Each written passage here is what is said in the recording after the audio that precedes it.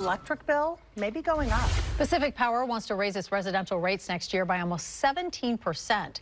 Fox's Mia Villanueva joins us live in studio with this story. Mia, how much is the potential rate hike going to cost customers? Kim, Shauna, it's going to run the average customer an extra $30 per month. But Pacific Power says that money would go to good use. The company wants to use the money for wildfire risk management, transmission infrastructure, and renewable energy projects. It just asked the Oregon Utility Commission for permission to raise its rates.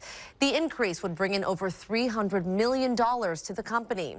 The rate adjustment request from Pacific Power comes just months after its parent company, PacifiCorp, agreed to pay out $299 million to settle lawsuits related to the 2020 wildfire in Southern Oregon. You're seeing some video of the aftermath of that on your screen here. That fire, it destroyed around 170 homes. The lawsuit claims Pacific Power ignored warning signs that the windstorm over Labor Day weekend in 2020 posed a major fire risk. Pacific Power's Vice President of Regulatory Policy and Operations, Matt McVie, sent out a statement regarding the rate increase request. You can see that statement next to me here. It reads, while our essential operating costs remain low, extreme weather events and increased wildfire risks are impacting all households and businesses, raising the cost of providing our essential services.